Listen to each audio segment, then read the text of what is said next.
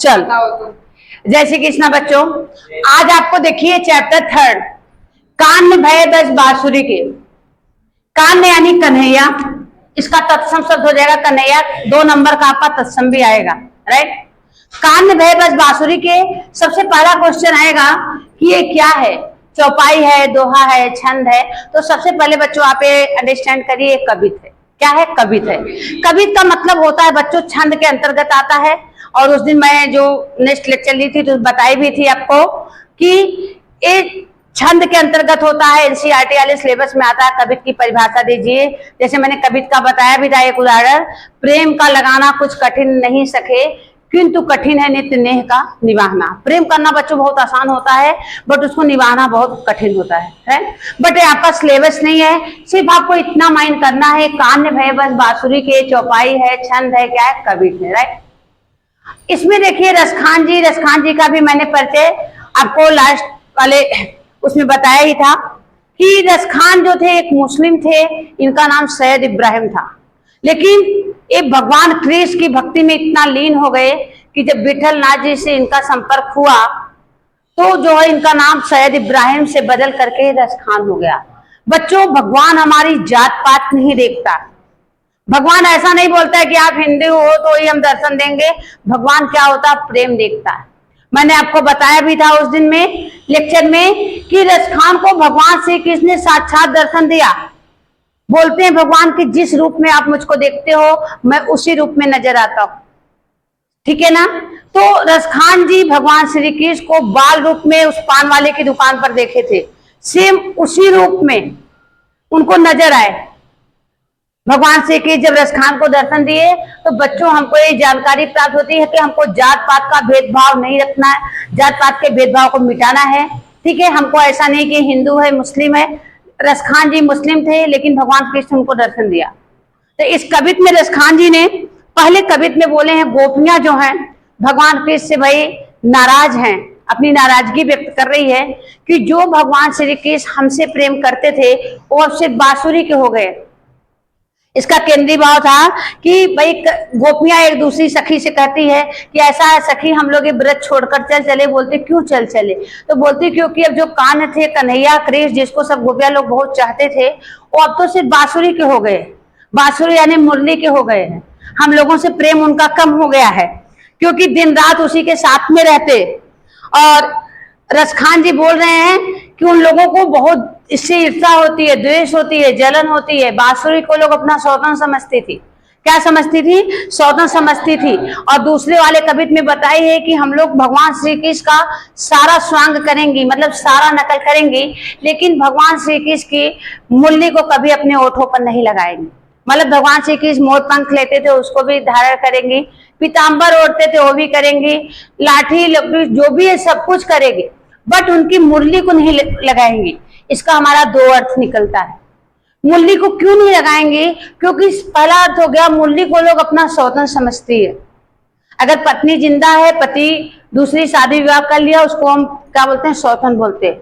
तो भाई आज के जमाने में तो बहुत ईर्ष्या द्वेष होती है। पहले जमाने में तो लोग बहुत सारी रानियां रहते थे, बट आज का जो कल्चर है ऐसा नहीं।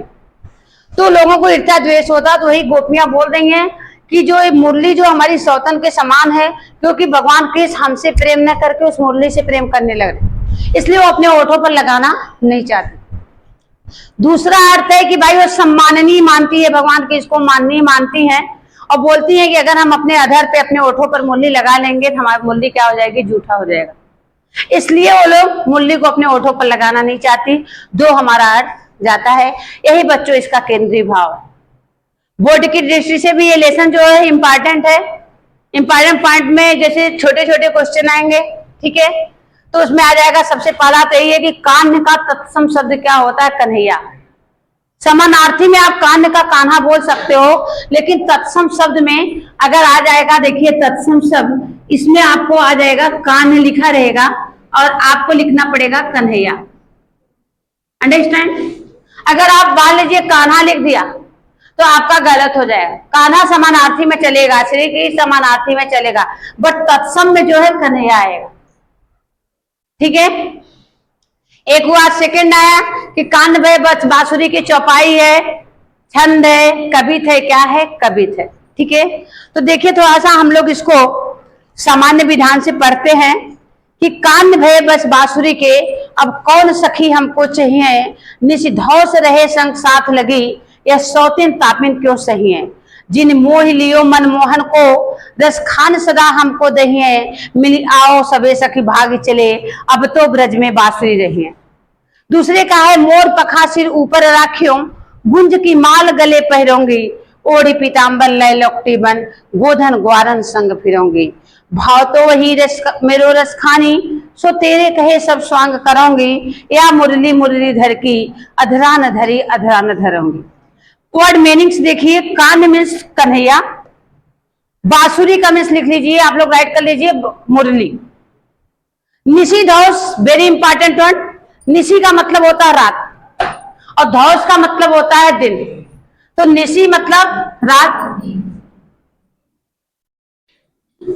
धौस मतलब क्या हो जाता है, दिन। ओके, ये आता है निशी धौस का अर्थ क्या होता है, अगर कोई बच्चा दिन रात लिख देता है उसका गलत कर देता है, क्योंकि निशी पहले पूछा है, निशी का मतलब रात एंड धौस का मतलब दिन। सौतीन का मतलब मैंने बता दिया कि अगर पत्नी जिंदा है भाई, दूसरी शादी कर लेता है पति, उसको बोलते हैं सौत। मनमोहन यानी कृष्ण को बोला गया है।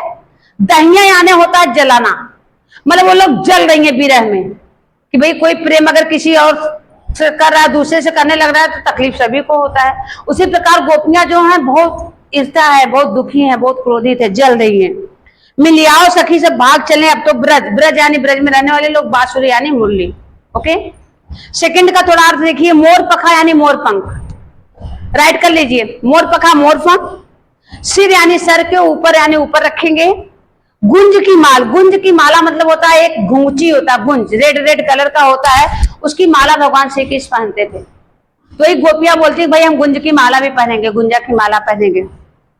पीताम्बर, पीला वस्त्र धारण करने वाला पीताम्बर, बहुव्रीहि समास है, समाज सिलेबस में भी नहीं है आपके। लपटी यानी लाठी, गोधन यानी गाय रूपी धन, शब्द समूह के लिए एक शब्द आ जाएगा, गाय रूपी धन को क्या बोला जाता है बच्चों, गोधन। फिरौंगी मतलब रहूंगी, स्वांग यानी नकल, स्वांग करूंगी माने सभी नकल उनका करूंगी। मुरली यानी बंसी, मुरलीधर, मुरली धारण करने वाला कृष्ण को बोला गया है। अधराना धरी, अधरान, अधराना मतलब होता है होठों पर, होठों पर मैं हम मुरली को कभी नहीं रखूंगी, क्यों नहीं रखूंगी आपको बताया गया। ये आपका सामान्य विधान से, ठीक है, ज्यादा हार्ड वर्ड तो नहीं है, थोड़ा बहुत जो भी है। तो गोपियां बता रही कि भगवान श्री कृष्ण किसके हो गए हैं, बांसुरी के। किसके हो गए भगवान श्री कृष्ण, बांसुरी के। तो छंद विधान से आप लोग एक बार देख लीजिए, ठीक है, फिर उसके बाद जो है फिर इसका हम अर्थ आपको बताएंगे, है ना। सबसे पहले हम लोग सेकंड का ही देखते हैं।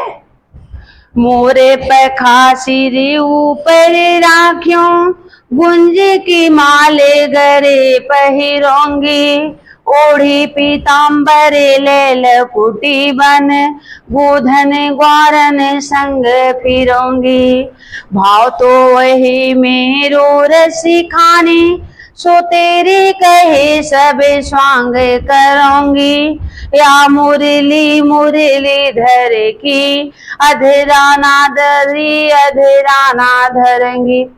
देखिए इसमें गोपियां बच्चों बोल रही हैं कि भगवान श्री कृष्ण जो जो भी धारण करते थे सब कुछ हम करेंगे, भगवान श्री कृष्ण का सब कुछ नकल करेंगे। मोर पखा सिर ऊपर रखो, गोपियां बोल रही हैं हम लोग भगवान श्री कृष्ण मोर पंख को लगाते थे अपने सर पे, हम लोग भी मोर पंख को लगाएंगे। भगवान श्री कृष्ण गुंज की माला माने घुंघची की माला, रेड रेड कलर का होता है बच्चों, उसको घुंघची बोलते हैं, गुंज की माला उसको बोला जाता है। तो गुंज की माला भगवान श्री कृष्ण पहनते थे, गोपियां बोल रही हैं हम लोग गुंज की माला भी पहनेंगे। ओढ़ी पीताम्बर लय लपटी, बोलती है भगवान श्री कृष्ण पीताम्बर ओढ़ते थे, हम लोग भी ओढ़ेंगे। और लय लपटी, लाठी, लपटी यानी लाठी, लाठी लेकर वन में ग्वाल बालों के साथ गाय को चराने जाते थे, हम लोग भी वो काम करेंगे। और भाव तो वही मेरो रसखानी, सो तेरे कहे सब स्वांग करूंगी। रसखान जी बोल रहे हैं, गोपियां बोल रही हैं जो भी उनको भाता था, जो भी भगवान श्री कृष्ण को अच्छा लगता था सारे स्वांग हम लोग करेंगे, स्वांग यानी नकल करेंगे, लेकिन भगवान श्री कृष्ण को मुरली को अपने ओठों पर गोपियां बोलने हम लोग कभी नहीं लगाएंगे।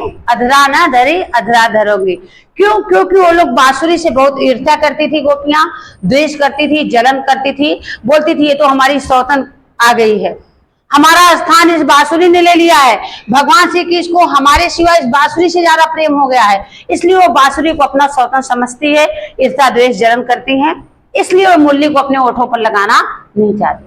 दूसरा अर्थ है बच्चों, गोपियां जो थी भगवान श्री कृष्ण को बहुत सम्मान देती थी, बहुत माननीय मानती थी और बोलती थी अगर मुरली को हम अपने ओठों पर लगा लेंगे तो उनका अपमान होगा, क्योंकि वो हमसे बड़े हैं, हम उनका बहुत रिस्पेक्ट करते हैं, वो हमारे बहुत सम्माननीय हैं, अगर हम अपने ओठों पर लगा लेंगे झूठा हो जाएगा तो इससे भगवान श्री कृष्ण का अपमान होगा, इसलिए वो लोग जो है मुरली को अपने ओठों पर लगाना नहीं चाहती।